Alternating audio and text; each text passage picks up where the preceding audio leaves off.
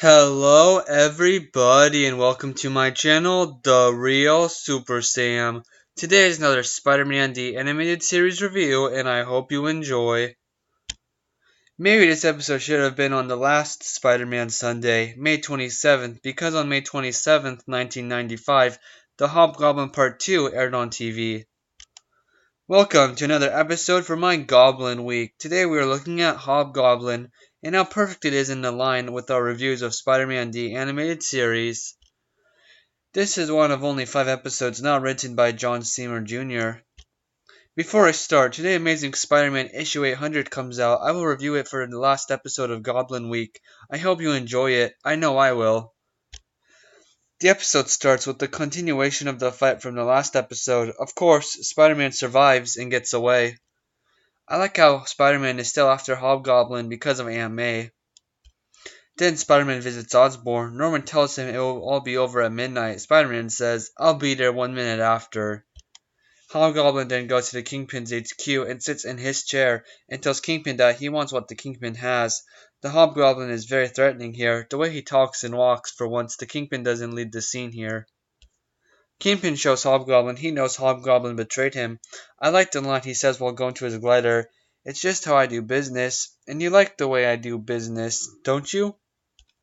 Hobgoblin then takes over the Kingpin's HQ and kicks everybody out. He uses a bunch of gadgets and weapons. Hobgoblin even brings in his new glider.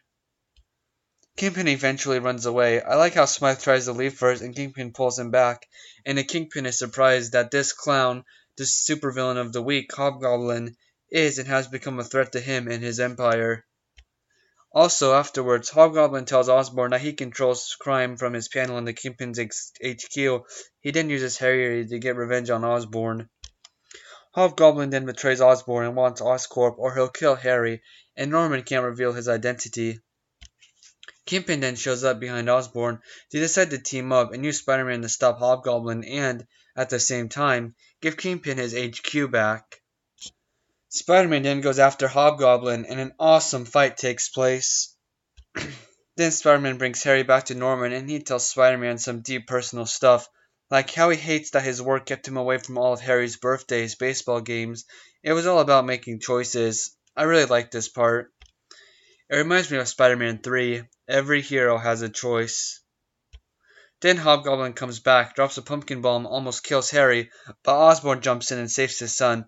Spider-Man then says a touching line. I guess he finally made the right choice. Woohoo! The final fight between Hobgoblin and Spider-Man takes place, and it is a quick, well-animated fight at the end. Spider-Man tricks Hobgoblin into breaking his glider, and he crashes into the river. Actually, a broken glider that crashes into the river happened to Grey Goblin. It was a good episode, one of the best, maybe the best Spider-Man the Animated Series episode for me. Hobgoblin was a lot more comic accurate here with his interpretation and interactions with Kingpin and becoming a crime lord, even if it was only for a few hours. It's a good contrast to see Osborn and Kingpin working together this time to defeat Hobgoblin, a foe that betrayed both of them. That villains can work together to get rid of someone seems to set up the Insidious Six for later. The part where Aunt May wakes up and reveals it was Peter's messy apartment that caused her to faint, not being attacked by Hobgoblin. That's funny. At the end, Aunt May mentions the moment in the last episode where Peter saved Wilson Fisk, the Kingpin's life. This is a plot point of future stories in the show. She says Uncle Ben would have been proud. It's very heartfelt and gives me a good feeling inside.